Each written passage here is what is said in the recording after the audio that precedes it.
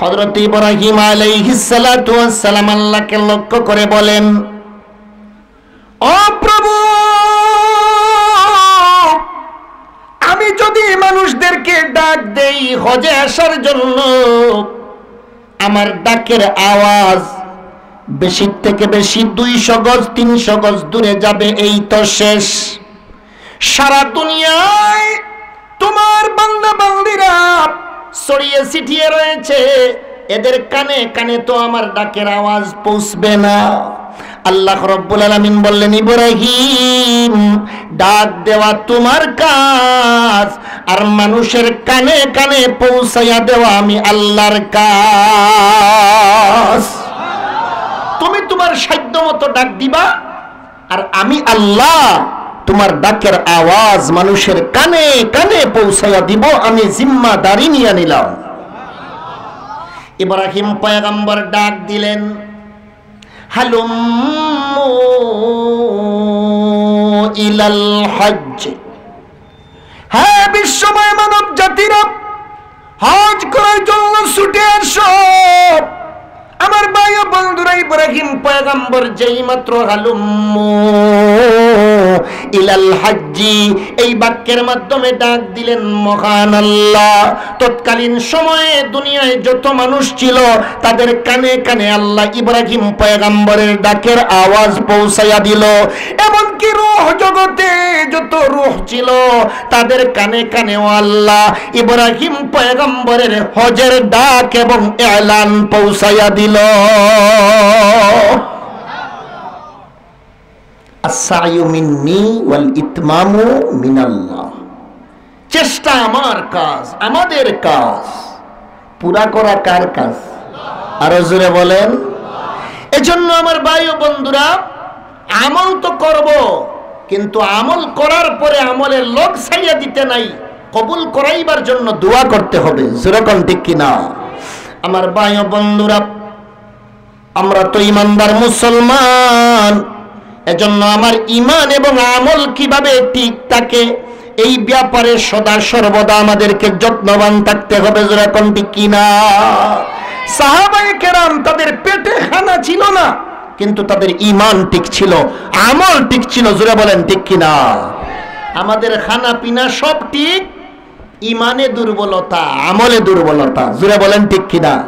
হযরত আবু হুরায়রা রাদিয়াল্লাহু তাআলা আনহু, আমার ভাইরা নিজে রাওয়ী, নিজে বর্ণনা করেন, আমি 3 দিনের উফাস মসজিদে নববীতে গেলাম, নবীর পিছনে মুক্তাদি হইয়া জোহরের 4 রাকাত ফরজ নামাজ আদায় করলাম।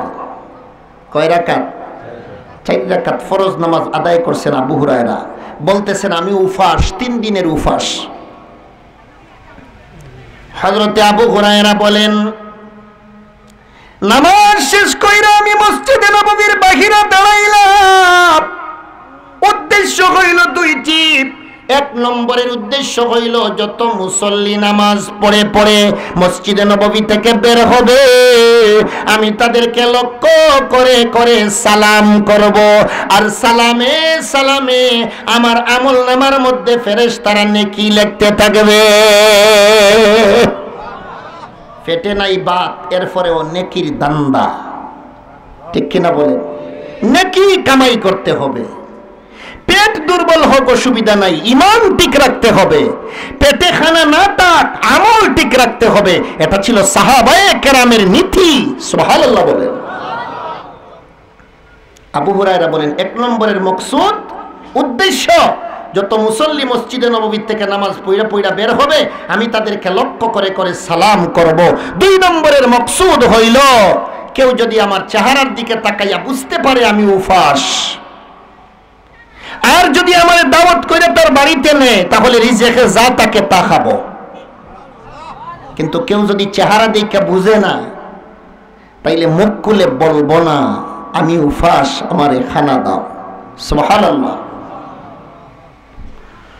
ও মুসলমান ভাই ও বন্ধুরা, হযরত আবু হুরায়রা বলেন, মসজিদ থেকে মুসল্লিরা নামাজ পড়ে পড়ে বের হইতেছে, আমি তাদেরকে লক্ষ্য করে করে সালাম দেওয়া আরম্ভ করলাম। এক পর্যায়ে মসজিদে নববী থেকে হযরতে ওমর বের হইলেন। আমি ওমরকে লক্ষ্য করে সালাম দিলাম। হযরতে ওমর আমার সালামের জবাব দিলেন, আমার চেহারার দিকে তাকাইলেন, মনটা বেজার করিয়া মাথা নিচের দিকে দিয়া হযরতে ওমর বাড়িতে যাওয়া আরম্ভ করলেন। হযরতে আবু হুরায়রা কই, বুঝেছি তোমার ঘরেও আমার মতো খানা নাই। হযরতে ওমরের দিককে বুঝতে পারছে আবু হুরায়রার খানার প্রয়োজন, কিন্তু দাওয়াত দিয়া যে বাড়িতে নিব নিজেরই খাওয়ার ব্যবস্থা নাই, দাওয়াত দিয়া মেহমান বাড়িতে নিলে তো আরো বড় বিপদ, ঠিক না ভাই? তাইলে হযরতে ওমর উফাস। আল্লাহু আকবার। আমার ভাই ও বন্ধুরা, উফাস হইলে কি হইব?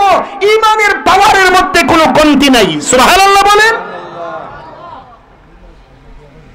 হযরতে ওমর, যার নাম শুনলে কাফির বেঈমানরা থরথর করে কাঁপত। সুবহানাল্লাহ বলেন, আরো জোরে সুবহানাল্লাহ বলেন। একবার মদিনার মধ্যে ভূমিকম্প দেখা দিছে, ভূমিকম্প। আমার ভাই ও বন্ধুরা, হযরতে ওমর যাইয়া আমার ভাইরা পাহাড়ের উপরে আরোহণ করছেন, মদিনার পাহাড়ে আরোহণ করছেন। মদিনায় কি দেখা দিছে? কি দেখা দিছে? কি? ভূমিকম্প। ওমর যাইয়া উঠছেন কই? পাহাড়ে। কই উঠছেন? পাহাড়ে। পাহাড়ে উঠিয়া মদিনার জমিন রে বাসন দেয়। সুবহানাল্লাহ। আমাদের অবস্থা, মানুষে মানুষের কথা শুনে না, ওমরের কথা মদিনার জমিনে শুনে। সুবহানাল্লাহ, জোরে বলেন, জোরে বলেন। আল্লাহু আকবার। হযরতে ওমর মদিনার পাহাড়ের উপর আরোহণ করেছে, শাহাদাত আঙ্গুলি দ্বারা ইশারা করে করে হযরতে ওমর মদিনার জমিনকে লক্ষ্য করে বলতেছে, হে মদিনার জমিন, তোমার পেটের ভিতরে শায়িত আছে আমিনার নয়নের মণি বিশ্ব নবী মুহাম্মদুর রাসূলুল্লাহ সাল্লাল্লাহু আলাইহি ওয়াসাল্লাম। এত বড় একজন মহান নবীরে তোমার পেটের ভিতরে ঢুকাইয়া তুমি নড়াচড়া করতেছো, কম্পন করতেছো, তোমার কি লজ্জা লাগে না?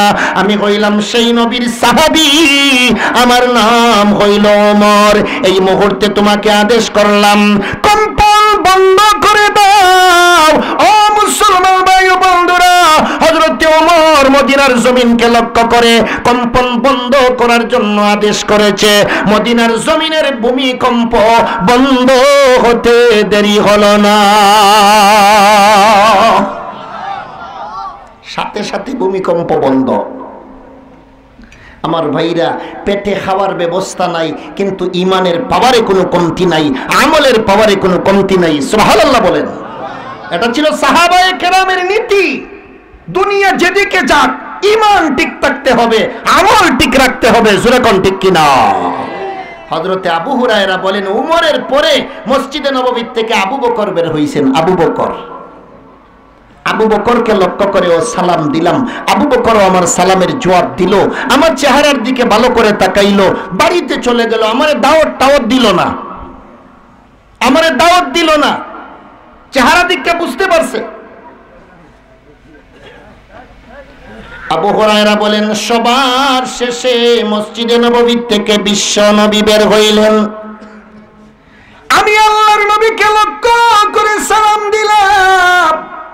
নবীজি আমার সালামের জবাব দিয়ে বলতে আরম্ভ করলেন, আবু হুরায়রা, বুঝেছি তুমি কি জন্য দাঁড়াইছো। আবু হুরায়রা কই, ইয়া রাসূলুল্লাহ, ইয়া হাবিবাল্লাহ, বেয়াদবি মাফ করবেন, বলেন তো দেখি কি জন্য দাঁড়াইছি। আমার ভাইরা, নবীজি বলতে আরম্ভ করলেন, আবু হুরায়রা, তোমার চেহারা প্রমাণ করে তোমার খানার প্রয়োজন। উপাস থাকলে চেহারার লক্ষণ বোঝা যায়নি? বোঝা যায় তো? সারাদিন রোজা রাখলে ইফতারের আগে বোঝা যায় চেহারাটা একটু মলিন মলিন ভাব লাগে, ঠিক কিনা বলেন? কারণ সারাদিন খানা নাই, পানি নাই, ঠিক কিনা বলেন? আবু হুরায়রা তো আমার ভাই ও বন্ধুরা একদিনের উপাস না, 12 ঘন্টা 14 ঘন্টার উপাস না, 3 দিনের উপাস। আবু হুরায়রা কই, ইয়া রাসূলুল্লাহ, আপনার অনুমান সত্য, আমি 3 দিন থেকে কোনো খানা খাই নাই। সুবহানাল্লাহ। আমাদের তো তরকারিতে একটু লবণ কম হইলেই উপায় নাই। আর সাহাবায়ে কেরামের দিনের পর দিন খানাই নাই, লবণ তো পরের কথা, মরিচ তো পরের কথা। আল্লাহর নবী বিশ্ব নবী রাহমাতুল লিল আলামিন বললেন, আবু হুরায়রা টেনশন করিও না, চলো চলো আমার সঙ্গে আমার হুজরায় চলো। আবু হুরায়রা রে, তুমি কইলে আজকের জন্য আমি নবীর ঘরের মেহমান। আবু হুরায়রা মুস্কি হাসি দিয়া কয়, ইয়া রাসূলুল্লাহ, বড় ভালো হইছে, যদি উমরে আমারে দাওয়াত দিয়ে নিয়ে যাইতো, যদি আবু বকরে আমারে দাওয়াত দিয়ে নিয়ে যাইতো, তাহলে তো আপনার ঘরের মেহমান হতে পারতাম না। মনে মনে একটু বেজার ছিলাম, কেউ দাওয়াত দিল না আমারে। ইয়া রাসূলুল্লাহ, এখন বুঝতেছি দাওয়াত না দেওয়ায় ভালো হইছে, যদি দাওয়াত দিয়ে নিয়ে যাইতো আপনার ঘরের মেহমান হতে পারতাম না। নবীজি বললেন, তাইলে চলো আমার সাথে। হুজরার কিনারে নবীজি আবু হুরায়রাকে নিয়ে চলে গেলেন। নবীজি বলেন, একটু বাহিরে দাঁড়াও, আমি ভিতর থেকে আসি, দেখি তোমার জন্য কোনো খানা পাওয়া যায় কিনা। সমস্ত স্ত্রীদের ঘর তালাশ করার পরে নবীজি এক পেয়ালা দুধ নিয়ে বের হইলেন। এক পেয়ালা দুধ। কয় পেয়ালা? আল্লাহু আকবার। বুঝা গেল ঘরে আর কিছু নাই, থাকলে নিয়ে আসতেন, দুধ আছে। আবু হুরায়রা বলেন, যেই মাত্র নবীর হাতে দুধের পেয়ালা দেখতে পাইলাম, মনে মনে বড় আনন্দিত। 3 দিন পরে হইল আর কিছু খাইতে পারিব না পারি, দুধ তো পান করতে পারবো। আল্লাহর নবী বলতে আরম্ভ করলেন, আবু হুরায়রা বড় আনন্দিত দেখা যায়। আবু হুরায়রা বলতে আরম্ভ করলেন, ইয়া রাসূলুল্লাহ, ইয়া হাবিবাল্লাহ, 3 দিন পরে খানার দেখা মিলেছে। স্বাভাবিক রোজা রাইখা ইফতারের প্লেট সামনে লইয়া বইলে মনে মনে একটু আনন্দ আয়নি। লিসাইমে ফারহাতান, লিসাইমে ফারহাতান। আমার ভাইরা, রোজাদারের জন্য 2টা আনন্দের মুহূর্ত, একটা হইল ইফতারের সময়, আরেকটা হইল কিয়ামতের ময়দানে রবের সঙ্গে সাক্ষাতের সময়। সারাদিন রোজা রাইখা প্লেটে খানা লইয়া ইফতার লইয়া বইলেও তো মনে আনন্দ হয়। আবু হুরায়রা তো 3 দিনের উপাস। আবু হুরায়রা বলতেছেন, ইয়া রাসূলুল্লাহ, 3 দিন পরে খানার দেখা মিলেছে, এজন্য আমার মনে বড় আনন্দিত। আর বিষয় হইল, ইয়া রাসূলুল্লাহ, মেহমানও একজন, দুধও এক পেয়ালা। মেহমানও কয়জন? দুধ কয় পেয়ালা? একে একে একটা মিল আছে না? আল্লাহর নবী বললেন, আবু হুরায়রা, তুমি মনে করেছো এই এক পেয়ালা দুধ তোমাকে একা দিয়ে দিব? তোমার একা দিয়ে দিব মনে করছো? ইয়া রাসূলুল্লাহ, তাইলে আর কারে দিবেন? মেহমান তো শুধু আমি, আর তো কোনো মেহমান নাই।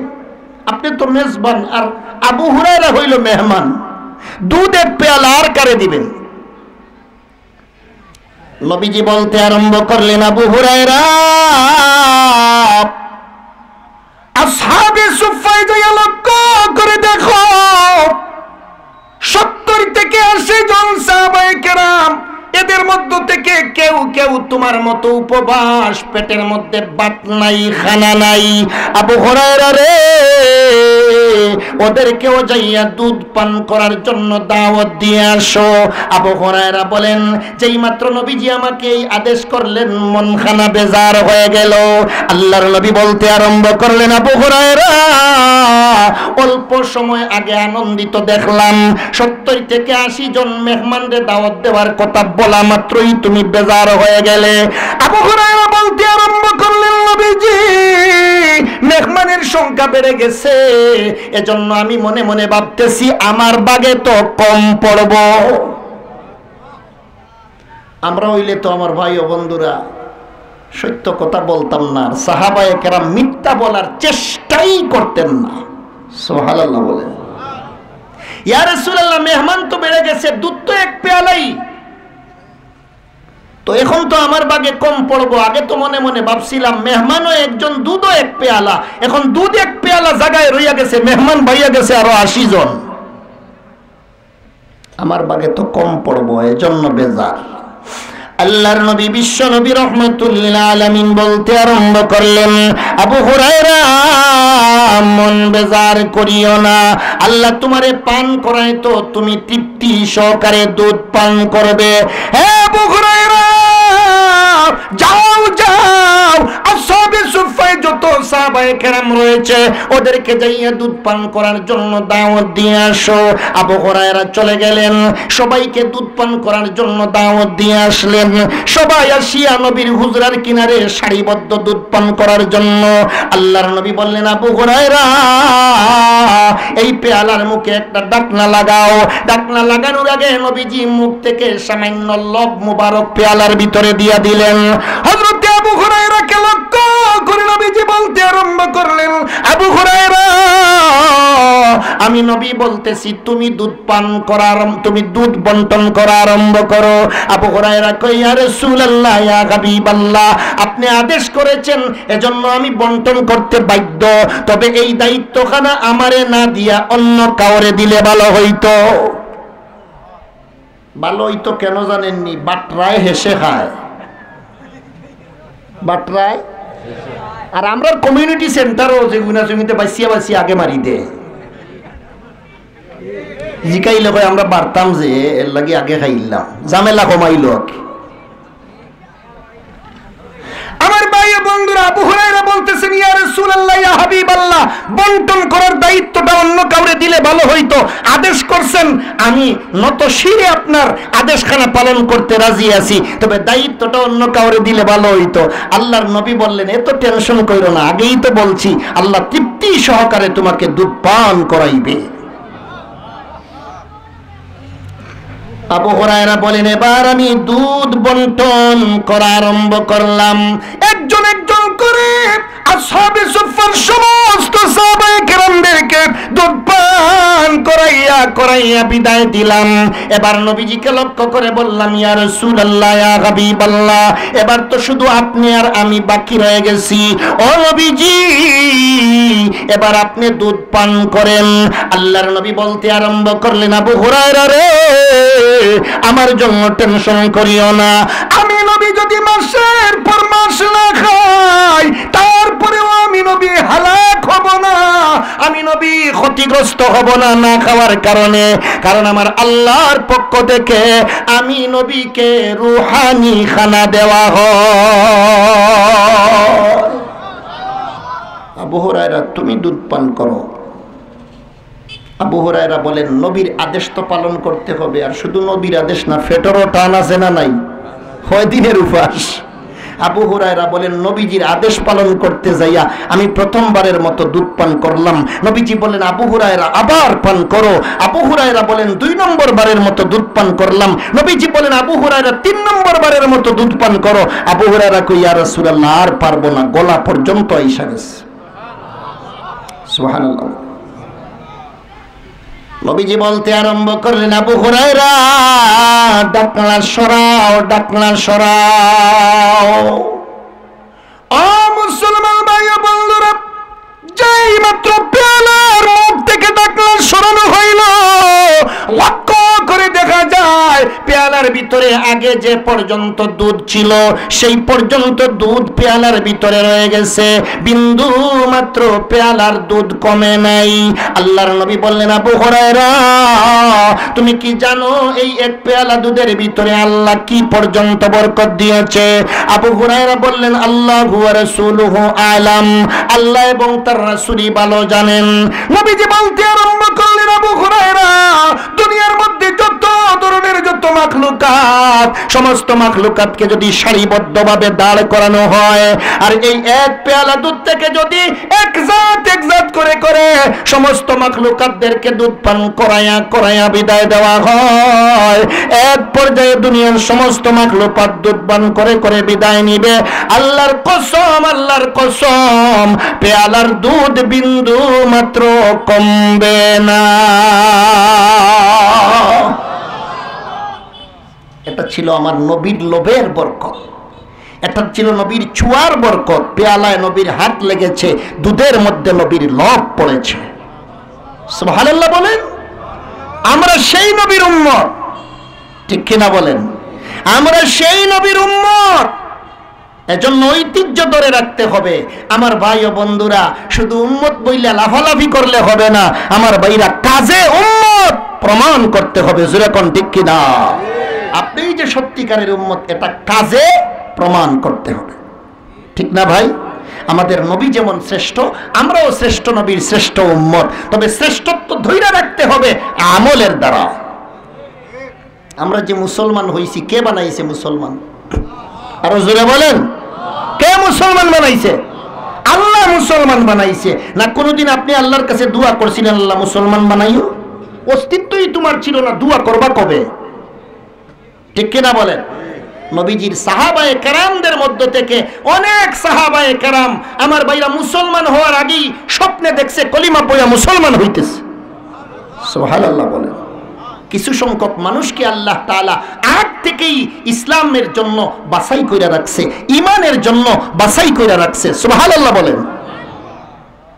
এই কথাই আল্লাহ আমার তেলাওয়াত করা আয়াতে বলেন, আল্লাহু ইয়াজতাবি ইলাইহি মান ইয়াশা।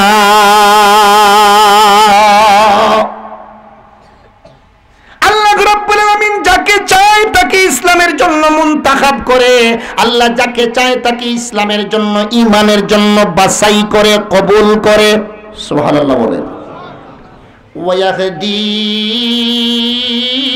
ইলাইহি মান ইউনিব। আবার অনেক মানুষ এমন আছে যারা আল্লাহ পাওয়ার জন্য, মুসলমান হওয়ার জন্য চেষ্টা করে, এরপরে সে আল্লাহ পায়, মুসলমান হইয়া যায়। আয়াত দ্বারা আল্লাহ কি বুঝাইতে চাইলেন? আয়াতের সারমর্ম হইল কিছু মানুষ বিনা কষ্টে মুসলমান হইয়া যায়, আর কিছু মানুষ কষ্ট কইরা মুসলমান হয়। বিনা কষ্টে যারা মুসলমান হইছে, মানে ইসলাম ধর্ম গ্রহণ করতে যাইয়া আমার ভাইরা কোনো ঘাত প্রতিঘাতের শিকার হতে হয় নাই। আমার ভাই ও বন্ধুরা, আল্লাহ যাকে ইসলামের জন্য কবুল করেছেন, এই সমস্ত সাহাবায়ে কেরামের মধ্য থেকে একজনের নাম হযরতে আবু বকর সিদ্দিক রাদিয়াল্লাহু তাআলা আনহু। সুবহানাল্লাহ বলেন। আবু বকরের জিন্দেগীর একটা স্বপ্নের কথা আপনাদেরকে শোনাইতে চাই। শুনতে রাজি আছেননি? রাজি আছেননি ভাই? হযরতে আবু বকর সিদ্দিক রাদিয়াল্লাহু তাআলা আনহু বলেন, আমার বয়স যখন 16 বছর, আমি শাম দেশে চলে গেলাম তিজারতের জন্য, ব্যবসার জন্য শাম দেশে চলে গেলাম। শাম দেশে যাইয়া মালপত্র কিনলাম, বিক্রি করলাম। শেষ পর্যন্ত রাত্রি যখন হইছে, তাবুর ভিতরে যাইয়া ঘুমাইছি। ঘুমের ভিতরে স্বপ্নে লক্ষ্য করে দেখি আল্লাহ আব্দুল্লাহর পুত্র মুহাম্মদরে নবী বানাইয়া দিছে, আর আমি আবু বকর তার হাত ধরে কলিমা পড়ে মুসলমান হয়ে গেছি। স্বপ্নটার গুরুত্ব আছে না নাই? আমার ভাই ও বন্ধুরা, স্বপ্ন দেখার পরে যেমন তেমন মানুষের কাছে স্বপ্নের কথা বলা নিষেধ, ঠিক কিনা বলেন? হযরতে আবু বকর বলেন, এই স্বপ্ন দেখছি 16 বছর বয়সে, 22 বছর পর্যন্ত এই স্বপ্নের কথাটা আমার অন্তরে লুকাইয়া রাখছি। সুবহানাল্লাহ বলেন। আমরা হইলে তো আর কাউরে ভাই আর না ভাই, ঘুম থেকে উঠতে ফয়লা বউরে হইতাম বলে আজকে দেখছি। তোর বউ একই স্বপ্নের তাবির জানে? তোর বউ এ স্বপ্নের তাবির জানে? কমপক্ষে মসজিদের হুজুরের কাছে যায়, আর কাউরে না পাইলে কমপক্ষে মসজিদের হুজুরের কাছে যাইয়া বল। স্বপ্ন দেখার পরে যেমন তেমন মানুষের কাছে যদি বলেন আর উল্টা পাল্টা তাবির করে, ভালো স্বপ্ন নষ্ট হইয়া যায়। আমার ভাই ও বন্ধুরা, হযরতে আবু বকর বলেন, দীর্ঘ 22 বছর পর্যন্ত এই স্বপ্নের কথা আমি আমার অন্তরের মধ্যে লুকায়িত অবস্থায় রাখলাম। স্বপ্নটা কি দেখছেন? আল্লাহ আব্দুল্লাহর পুত্র মুহাম্মদকে নবী বানায়া দিছে, আর আবু বকর তার হাত ধরে কলিমা পড়ে মুসলমান হয়ে গেছে। কোনো বুঝানি টুজানি নাই, বিনা পরিশ্রমে মুসলমান হয়ে গেছে। আমার ভাই ও বন্ধুরা, হযরতে আবু বকরের জন্ম মক্কায়, নবীর জন্ম মক্কায়। এক সমাজের মানুষ আমার ভাইরা, নবীর সঙ্গে কিন্তু আবু বকরের আগ থেকেই বড় ঘনিষ্ঠ সম্পর্ক ছিল। আমার ভাইরা একসাথে চলাফেরা, এক সমাজের মানুষ, একসাথে উঠা বসা। আমার ভাই ও বন্ধুরা, হযরতে আবু বকর আর নবীর মধ্যে বয়সেরও তেমন একটা ব্যবধান নাই। আমার ভাইরা, নবীজি ছিলেন আবু বকরের 2 বছরের বড়, আর আবু বকর ছিলেন নবীজির চাইতে 2 বছরের ছোট। বয়সের ব্যবধান কয় বছর? 2 বছর। নবী 2 বছরের বড়, আবু বকর 2 বছরের ছোট। আবু বকর ভদ্র মানুষ, আর নবী তো চূড়ান্ত থেকে চূড়ান্ত ভদ্র। সুবহানাল্লাহ বলেন। ভালো মানুষের সাথে তো ভালো মানুষই চলে, এটাই নিয়ম। আমার ভাই ও বন্ধুরা, হযরতে আবু বকর বলেন, এই স্বপ্নের কথা আমি দীর্ঘ 22 বছর পর্যন্ত আমার অন্তরে লুকায়িত অবস্থায় রাখলাম।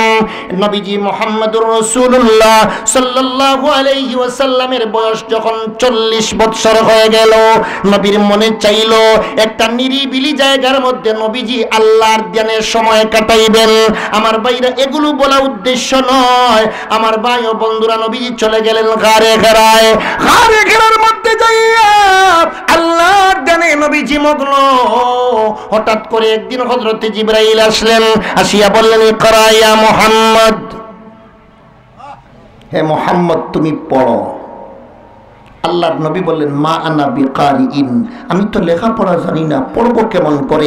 যাই হোক, কয়েকবার বলা বলির পরে নবীজি যখন পড়তে অপারগতা প্রকাশ করলেন, হযরতে জিবরাইল নবীর সিনার সঙ্গে সিনা লাগাইয়া চাপ দিয়ে সাইরা বলছে, ইকরা বিসমি রাব্বিকাল্লাযী খালাক, হে মুহাম্মদ তুমি তোমার সেই রবের নামে পড়ো যে রব তোমাকে সৃষ্টি করেছে। আমার ভাইরা, আল্লাহর নবী বলেন, জিবরাইলে সিনার সঙ্গে সিনা লাগাইয়া চাপ দিয়ে সাইরা যখন রবের নামে পড়ার জন্য বলেছে, আমি টুট নাড়ানো আরম্ভ করলাম। লক্ষ্য করে দেখি, যত টুট নাড়াই ভিতর থেকে পড়া বের হয়। কার নামের পড়া? আরো জোরে বলেন, আরো জোরে বলেন। কিরিং কিরিং সাইকেল চালাই আর পেক পেক না। বুঝেননি? বুঝেননি কি বলছি? কয়জনে বুঝছেন? কয়জনে বুঝছেন? নবীজিকে জিবরাইল সিনার সঙ্গে সিনা লাগাইয়া চাপ দিয়া বলছে, রবের নামে পড়ো। কার নামে পড়ো? এজন্য মাদ্রাসায় রবের নামের পড়া হয়, কোরআন হাদিসের পড়া, এটাই রবের নামের পড়া। ঠিক কিনা বলেন ভাই? বুড়া বুড়া মাস্টার হল রে কিরিং কিরিং সাইকেল চালাইয়ার প্রশিক্ষণ দেয়, দেখতেই তো বিশ্রী লাগে। ঠিক কিনা বলেন? আরে ভাই, সিনারিটা দেখতেই তো বিশ্রী লাগে।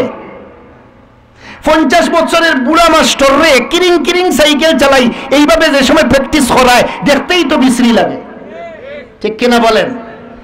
হাঁসের ডাক শিখায়, ব্যাঙের ডাক শিখায়, নাউজুবিল্লাহ বলবেন না?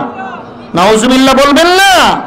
আমার ভাই ও বন্ধুরা, আমি আপনাদেরকে লক্ষ্য করে বলতে চাই, সাইকেল চালানো শিখতে হইলে প্রাইমারি দরকার নাই, স্কুল কলেজের দরকার নাই। ব্যাঙের ডাক শিখতে হলে স্কুল কলেজের দরকার নাই। আমার ভাই ও বন্ধুরা, হাঁসের ডাক শিখতে হলে স্কুল কলেজের দরকার নাই, এগুলো এমনিতেই শেখা যায়। আমার ভাই ও বন্ধুরা, এই সমস্ত অনর্থক অযথা শিক্ষা কারিকুলামের পিছনে বাংলাদেশের মানুষের ট্যাক্সের কোটি কোটি টাকা ব্যয় করা হইতেছে। জোরে জোরে বলেন ঠিক কিনা? আমি আপনাদেরকে লক্ষ্য করে বলতে চাই, কিন্তু মাদ্রাসায় যে রবের নামে পড়া হয়, আমার ভাই ও বন্ধুরা, আল্লাহর কালামের একটা হরফ পড়বে, তার পক্ষে 10টি নেকির মালিক হয়ে যাবে।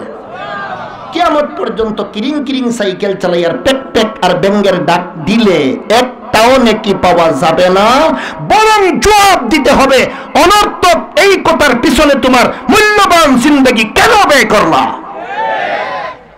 জবাব দিতে হবে।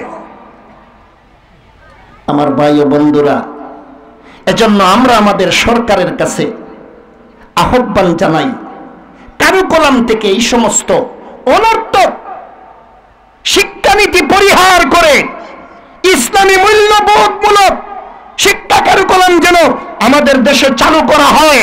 আমার ভাই ও বন্ধুরা, প্রাইমারি থেকে শুরু করে বিশ্ববিদ্যালয় পর্যন্ত ইসলামী মূল্যবোধের শিক্ষা সিলেবাস যেন চালু করা হয়। আমরা সবাই একমত তো ইনশাআল্লাহ?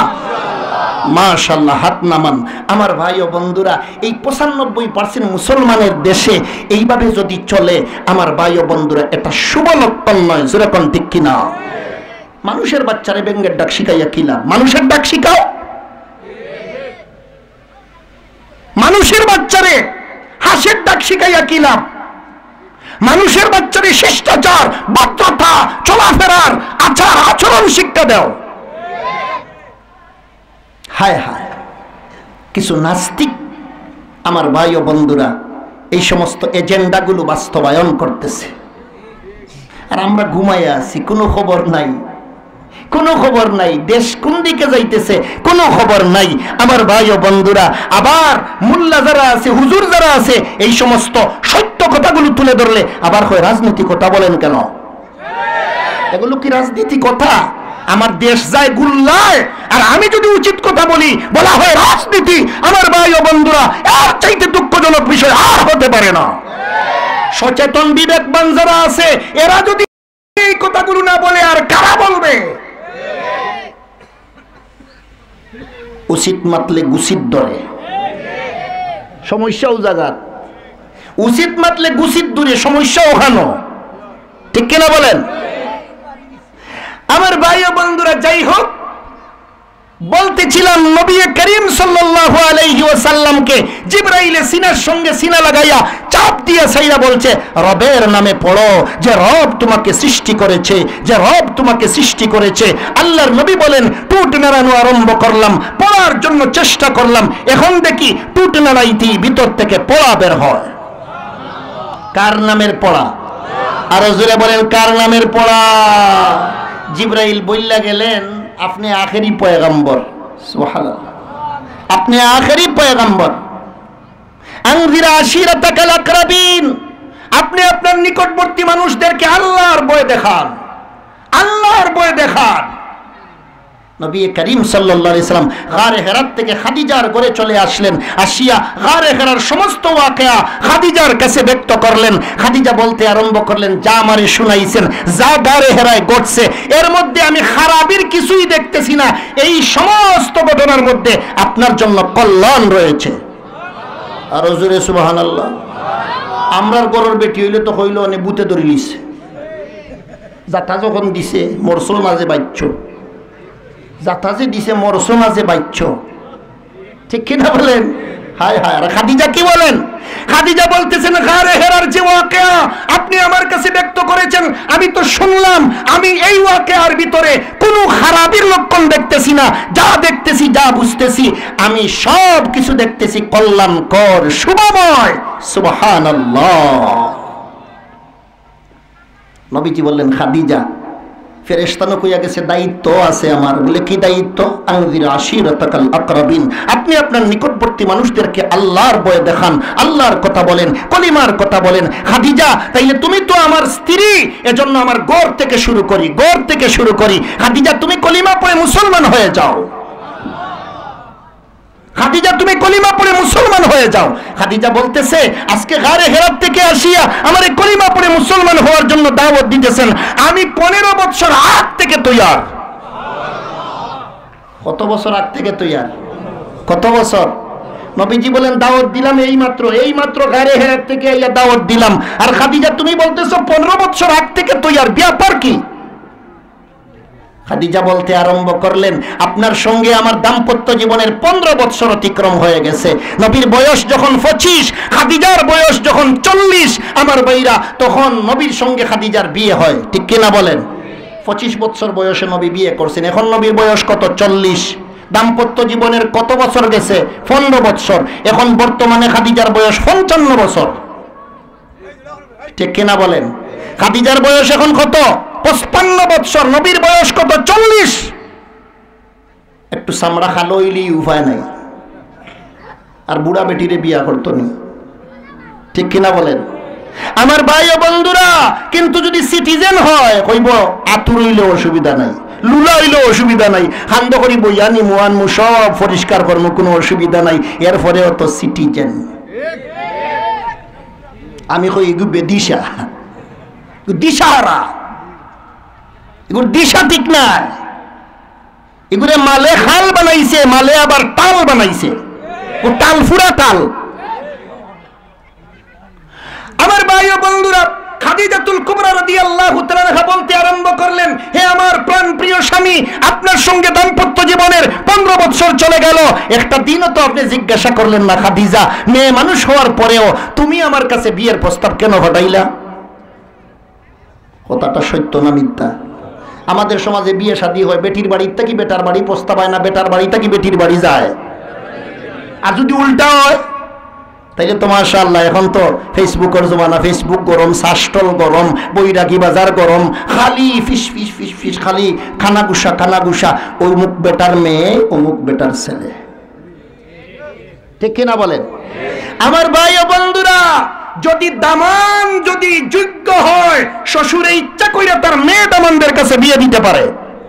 এর মধ্যে আইবের কিচ্ছু নাই, এর মধ্যে আইবের কিচ্ছু নাই। বড় পীর আব্দুল কাদের জিলানী রহমতুল্লাহ আলাইহির বাবায় যখন বিয়ে করেন, ওই যে ফল খাইছিলেন, ফল খাইছিলেন, ফল খাইছিলেন যে নদীর মধ্যে পাইছিলেন, এদিকে গেলে তোর হইতো না আমার ওয়াজ, ইশারা কইয়া বলতেছি।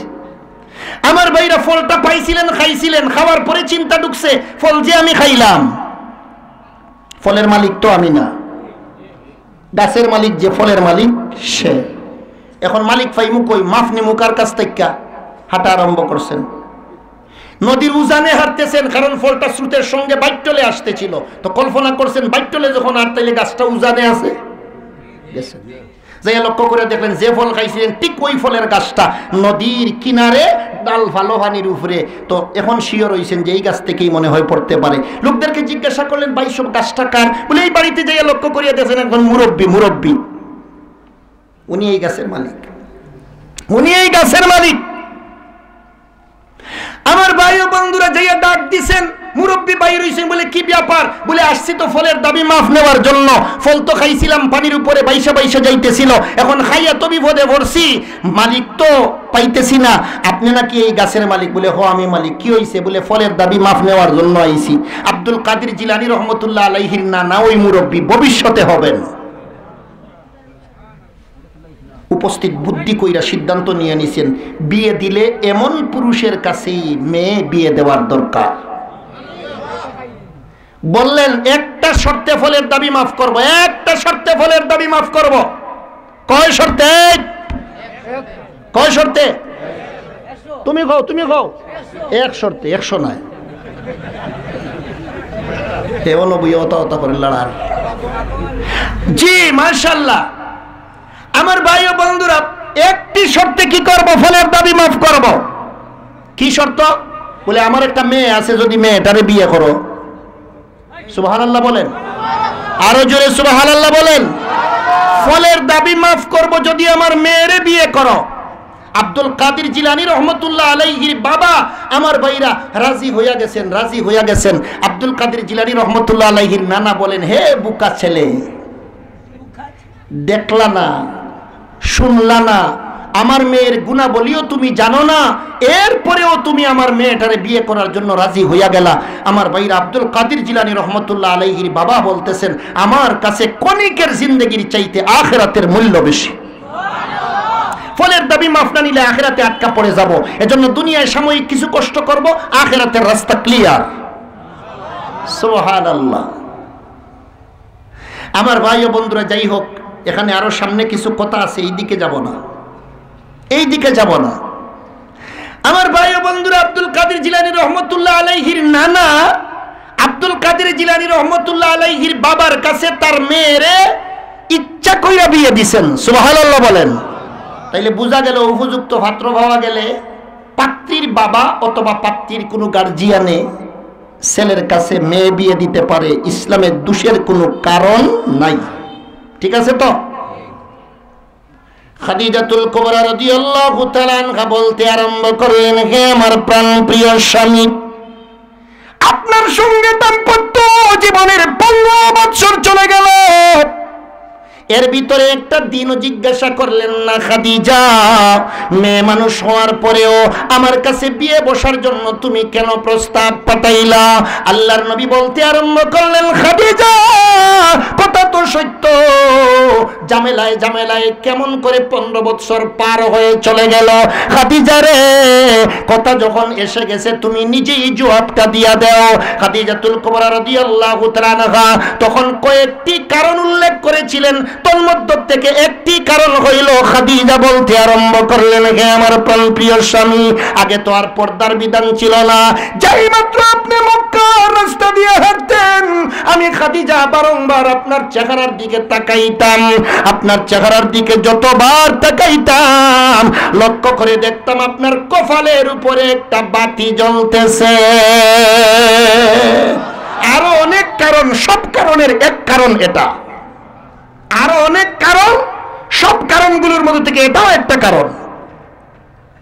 বাতি জ্বলে আপনার কপালের উপরে, এই বাতি দিকে বুঝে লাইছি আপনি সাধারণ মানুষ না। সুবহানাল্লাহ বলেন। যদি আপনার বউ হয়ে যাই, যদি আপনার বউ হতে পারি, আপনার সম্মানে আমারও সম্মান কম হবে না। এজন্যই আমি নিজে আমার পক্ষ থেকে আপনার কাছে বিয়ের প্রস্তাব পাঠাইছি। অর্থ হইল বুঝা শূন্যই বিয়ে বইছি, বুঝা শূন্যই বিয়ে ওই বইছি। আপনি যে সাধারণ না অসাধারণ এটা আগেই বুঝে লাইছি। আর আজকে গারে হেরাত থেকে আসিয়া আপনি যে ওয়াকা বর্ণনা করেছেন, আমি সঙ্গে সঙ্গে বুঝতে পেরেছি শুরু হয়ে গেছে, শুরু হয়ে গেছে আপনার মুআজিজা, শুরু হয়ে গেছে আপনার অবস্থার কি প্রকাশ। এজন্য আর কোনো বুঝাফোড়া নয়। আমি খাদিজা এই মুহূর্তে কলিমা পড়ে মুসলমান হয়ে গেলাম। খাদিজা কলিমা পড়ে মুসলমান। নবীজি এবার আবু বকরকে তালাশ করতেছেন। আবু বকর, আবু বকর, আবু বকর তো নবীর চলাফেরার সাথী। খবর নিয়ে জানতে পারলেন, খবর নিয়ে জানতে পারলেন আবু বকর তখনও শাম দেশে তিজারতের জন্য চলে গেছেন। আমার ভাই ও বন্ধুরা, নবীর বয়স যদি তখন হয় 40, আবু বকরের বয়স 2 বছর কমাইয়া দেন, কত? 38। হযরতে আবু বকর 2 দিন পরে শাম দেশ থেকে মক্কায় প্রবেশ করছেন। নবীর সঙ্গে দেখা। আল্লাহর নবী বলতে আরম্ভ করলেন, আবু বকর, একটা গুরুত্বপূর্ণ খবর তোমারে দিব, তুমি রেডি আছো তো? আমি যে খবরটা বলবো এটা শোনার জন্য তুমি তৈরি আছো তো? কারণ কোনো কথা কাউরে বলতে হইলে স্থান, কাল, পাত্র 3 জিনিস লক্ষ্য রেখে কথা বলতে হয়, ঠিক কিনা বলেন? কোনো মানুষ অনেক সময় হয়রানির মধ্যে থাকলে ভালো কথাও খারাপ লাগে শুনতে। আরে রাখ, নি ভালো লাগেন না, একটার মাঝে কেটকেট শুরু করছস, ঠিক নেই ভাই? কথা কিন্তু ভালো, কিন্তু তার মিজাজ ভালো না। এজন্য স্থান, কাল, পাত্র 3 জিনিস সামনে রেখে কথা বলতে হয়। আল্লাহর নবী বললেন, আবু বকর, একটা গুরুত্বপূর্ণ মেসেজ তোমারে দিব, তুমি কি আমার পক্ষ থেকে এই খবর, এই মেসেজটা শোনার জন্য তৈরি আছো? আবু বকর বলতে আরম্ভ করলেন, আপনি আমার ছোট্টবেলার থেকে এখন পর্যন্ত চলাফেরার সাথী, আর আপনি কথা বলবেন আর আমি সময় নিব, এটা কখনো হতে পারে না। এই মুহূর্তে আমি আবু বকর আপনার কথা শোনার জন্য তৈরি হয়ে আছি। নবীজি গারে হেরার সারা ওয়াকিয়া আবু বকরের কাছে বললেন। খাদিজা কলিমা পড়ে মুসলমান হইছেন তাও বললেন। আল্লাহর নবী বললেন, আবু বকর, এবার হইল তোমার মুসলমান হওয়ার পালা, তুমি মুসলমান হয়ে যাও। আবু বকর কয়, আমি 22 বছর আগ থেকে রেডি। কয় বছর আগ থেকে রেডি? এখন আবু বকরের বয়স কত? 38। স্বপ্ন দেখছিল কত বছর বয়সে? 16। 38 থেকে 16 বাদ দেন, দেখবে রয় 22। কত রয়? 22। আমি 22 বছর আগ থেকে তৈরি। আর আপনি আজকে আমারে গারে হেরাত থেকে আসিয়া ওয়াকিয়া শুনাইয়া কলিমা পড়ার জন্য দাওয়াত দিতেছেন। কোনো বুঝাফোড়া নয়, কোনো বুঝাফোড়া নয়। আমি আবু বকর এই মুহূর্তে কলিমা পড়ে মুসলমান হয়ে গেলাম। আল্লাহু ইয়াজতাবি ইলাইহি মান ইয়াশা। আল্লাহ রাব্বুল আলামিন যাকে চায় তাকে ইসলামের জন্য পছন্দ করে, ইসলামের জন্য কবুল করে। আমার ভাইরা, আবু বকরকে মহান আল্লাহ ইসলামের জন্য পছন্দ করেছে। আগে স্বপ্নে দেখাইয়া দিয়েছে, নবীজি নবুয়ত লাভ করার পরে আবু বকর কলিমা পড়ে মুসলমান হয়ে গেছে। ও মুসলমান ভাই ও বন্ধুরা, আমরা যারা আছি আমাদেরকেও মহান আল্লাহ তার নিজের ইচ্ছায় ইসলামের জন্য, ঈমানের জন্য বাছাই করেছে। জোরে কোন ঠিক কিনা? এত মেহেরবানি যে আল্লাহর আমাদের উপর, এই আল্লাহর গোলামিটা সঠিকভাবে করার দরকার আছে না নাই? আর ইবাদতই যে করবেন আমার ভাইরা মনে যেভাবে চাইবো সেইভাবে করলেও হয়তো হবে না। আমার ভাইরা ইসলামী কানুন, ইসলামী সিস্টেম মতো আমাকে ইবাদত বন্দেগী করতে হবে। যেভাবে নামাজ পড়ার কথা সেইভাবে নামাজ পড়তে হবে, যেভাবে রোজা রাখার কথা সেইভাবে রোজা রাখতে হবে। আমার ভাই ও বন্ধুরা, এগুলো শিক্ষা দেওয়া হয় এই সমস্ত মাদ্রাসায়। জোরে কোন ঠিক কিনা? তাইলে মাদ্রাসাগুলো থাকবে তো দিন থাকবে, ঠিক কিনা বলেন? আমার ভাই ও বন্ধুরা, মাদ্রাসা না থাকলে দিন আস্তে আস্তে বিলুপ্তির পথে চলে যাবে। এজন্য দিনকে জিন্দা রাখার জন্য এই ধরনের কওমি মাদ্রাসা, হাফিজিয়া মাদ্রাসা, নুরানি মাদ্রাসাগুলোকে জিন্দা রাখার দরকার আছে না না? আমরা কে কে চাই হাতটা তুলেন তো দেখি। আল্লাহ হাতগুলোরে কবুল করো, আমিন বলেন। হাত নামান। আমি মুসাফির মানুষ, অনেক দূর থেকে আইছি। মুসাফিরের দোয়া কবুল হয়, ঠিক কিনা বলেন? এখানে আল্লাহর অনেক বান্দা আছেন, মাদ্রাসার ওয়াজ যেহেতু, এজন্য আপনাদের কাছে আবেদন, আমার ভাইরা আল্লাহর কোনো বান্দা এখানে আসেননি, আমি মুসাফিরে দিল কইলে আপনার জন্য দোয়া করব। আর 5,000 টাকা মাদ্রাসায় দিবেন। একজন আল্লাহওয়ালা মানুষ হিম্মত কইরা হাতটা তুলেন যদি থাকেন। আমি তো মনে করি একজন না কয়েকজন আছেন। মাশাআল্লাহ, হাজী নিয়াজউদ্দিন সাহেব, কোন গ্রাম? খসিন নোয়াবাড়ি। মাশাআল্লাহ, 5,000 টাকা। নারায়ে তাকবীর, আরো জোরে তাকবীর দেন। নারায়ে তাকবীর। আল্লাহ কবুল ফরমাও, মঞ্জুর ফরমাও, বালা মুসিবত দূর করো, মুর্দাগানদের কবরের আযাব মাফ করো। আল্লাহ আমি মুসাফিরের দোয়া কবুল করো, আমিন বলেন। 2 নম্বর